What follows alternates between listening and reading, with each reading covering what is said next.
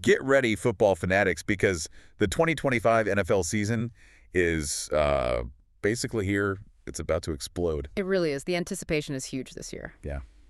We've got the reigning Super Bowl champs, the Eagles, hosting the Cowboys Thursday night, then the Chiefs and Chargers playing down in Brazil on Friday. That Brazil game is historic, right? And then Vikings-Bears on Monday. What a start. The energy is it's electric. We are days away from what could be an absolutely unforgettable year on the gridiron.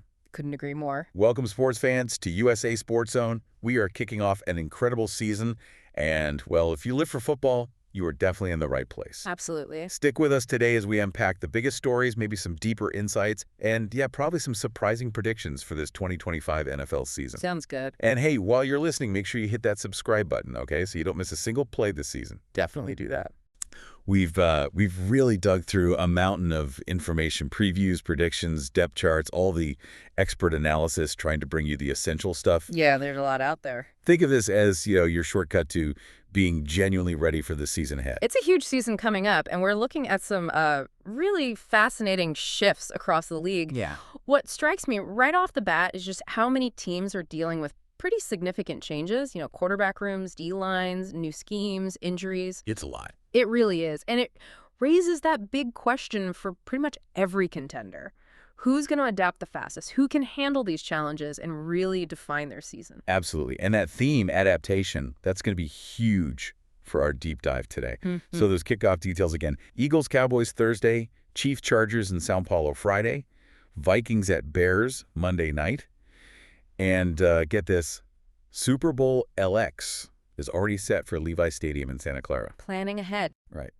Now, to guide us through this, we're leaning on ESPN's Football Power Index, the FPI. It's a pretty complex ranking system projecting the season. Yeah, it gives a good baseline.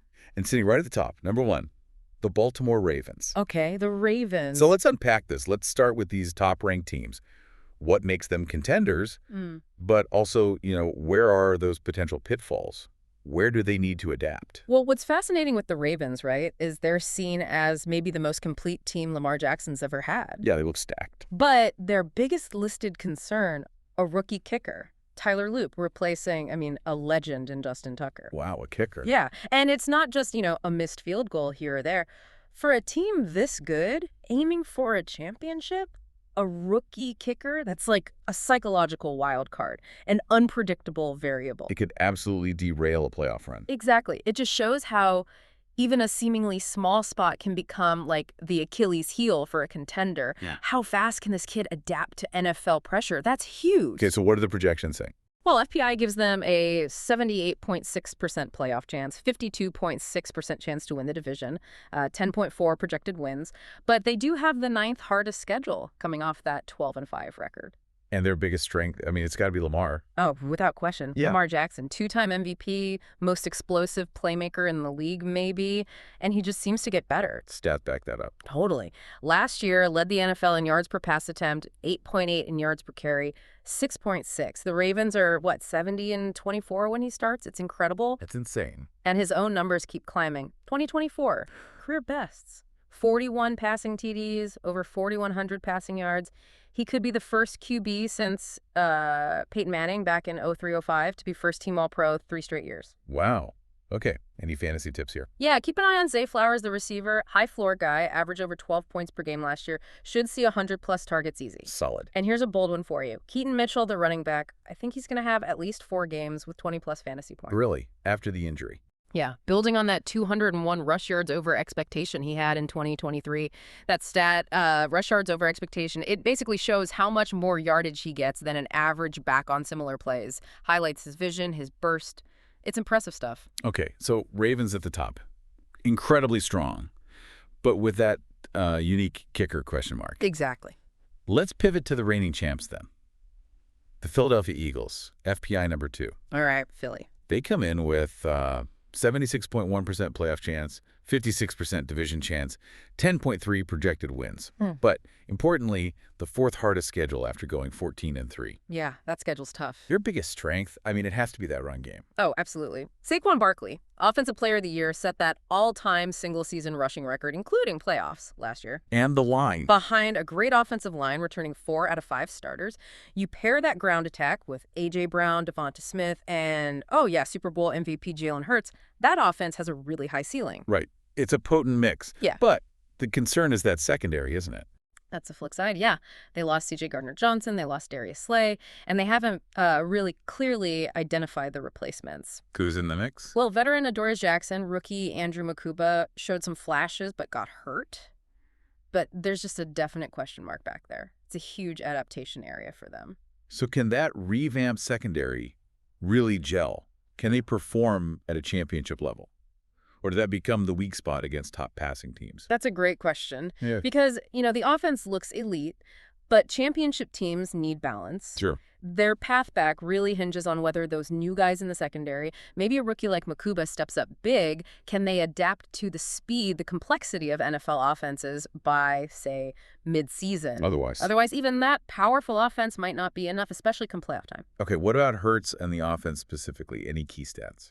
Well, OC Kevin Patullo got promoted, and Hurts, interestingly, ranked 4th in QBR. That's the total quarterback rating when using motion over the last 4 seasons. So he's effective with that pre-snap movement. Good to know. Fantasy angle. Devonta Smith, wide receiver, Yeah. super consistent. Top 20 PPR receiver the last 3 years, averaged 14.4 points last season. Right. Reliable. All right.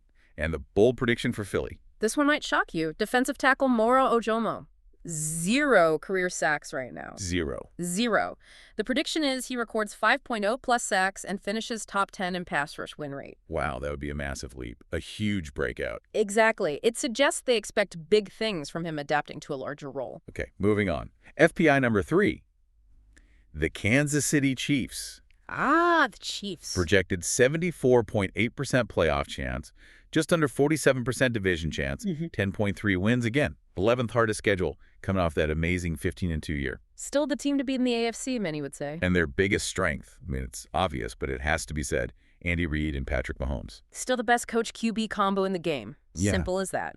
And Mahomes keeps improving, especially that deep ball. They find ways to adjust, always. Yeah, but no, when you zoom out, the whole Chiefs dynasty, it all hinges on Mahomes, right? Yeah. Absolutely. But that offensive line, that worries me. Could that be their Achilles heel this year? That's exactly their biggest listed concern, protecting Mahomes' blind side.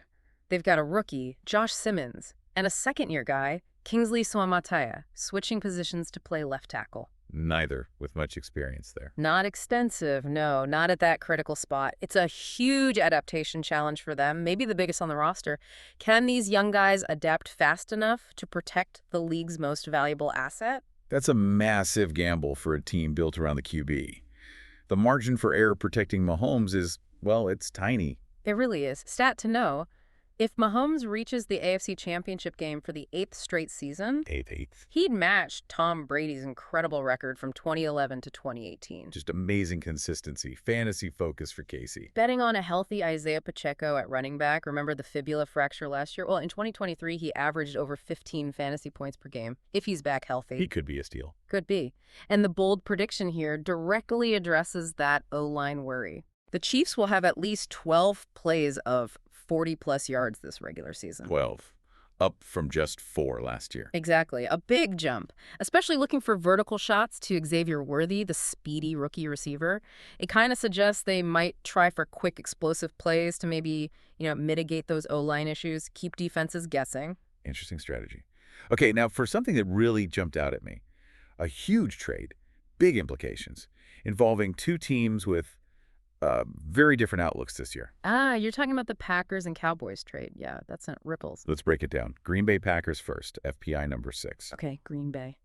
This trade really shows those high-stakes decisions teams are making, right? And how it impacts their ability to adapt. For the Packers, getting Micah Parsons. Yeah.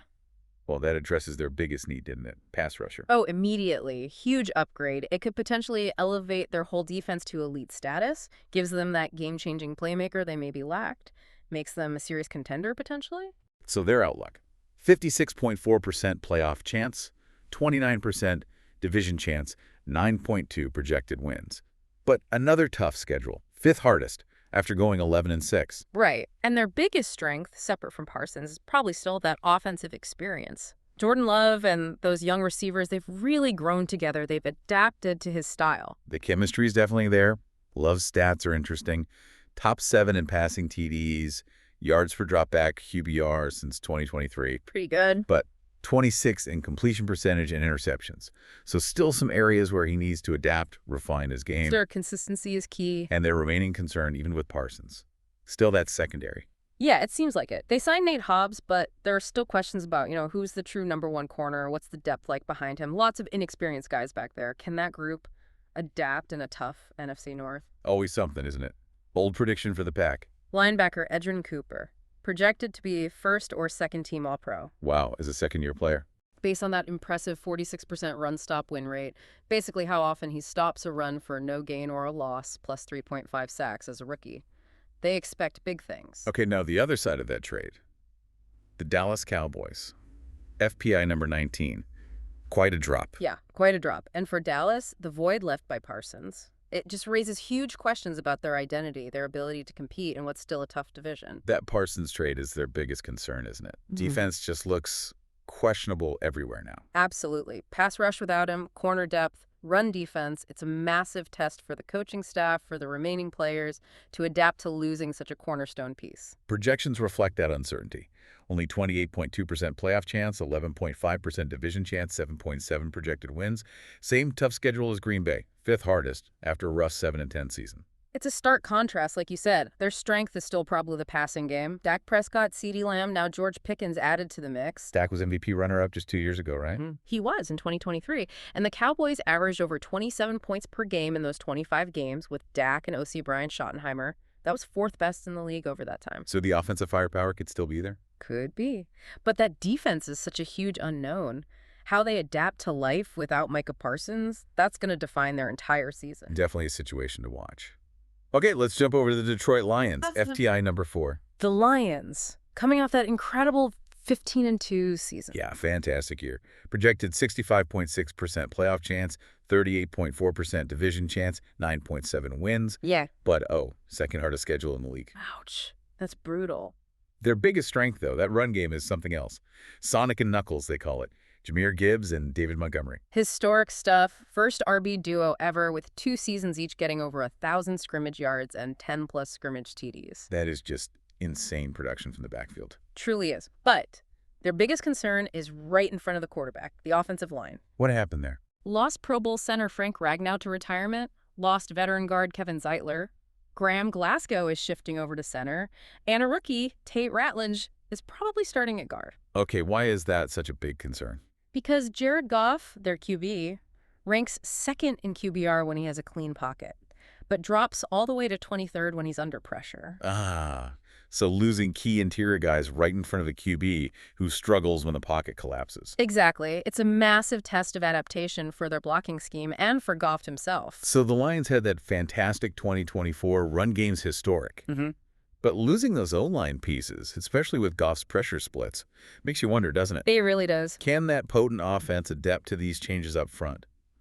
Or will Goff's issues under pressure become a bigger problem this year? That's the million-dollar question for Detroit. If Goff can't adapt to maybe a less stable pocket, or if those new linemen don't gel quickly, it could really limit their ceiling, despite all that skill talent. Any fantasy bright spots? Jameson Williams, the receiver, dynamic threat, had 16 catches of 20-plus yards, averaged over 14 points per game last year. Big play potential. And the bold prediction sounds like it might involve the defense. It does. Aiden Hutchinson, projected to record 100-plus pass rush wins this season. 100.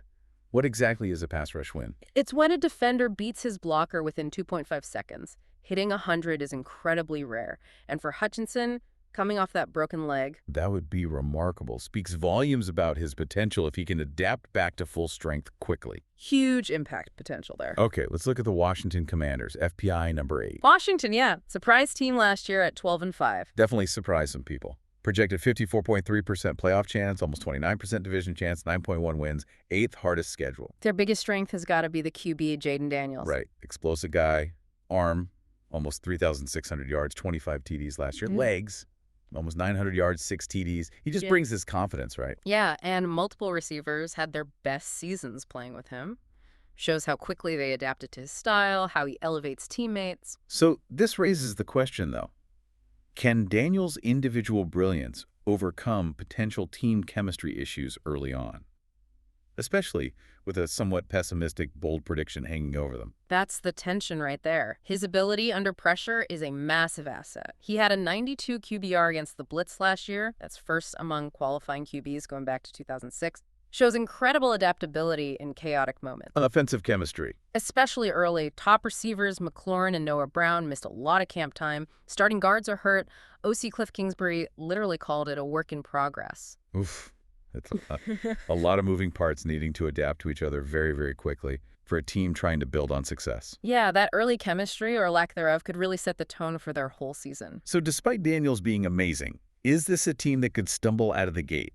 Especially given that bold prediction you mentioned? What was it?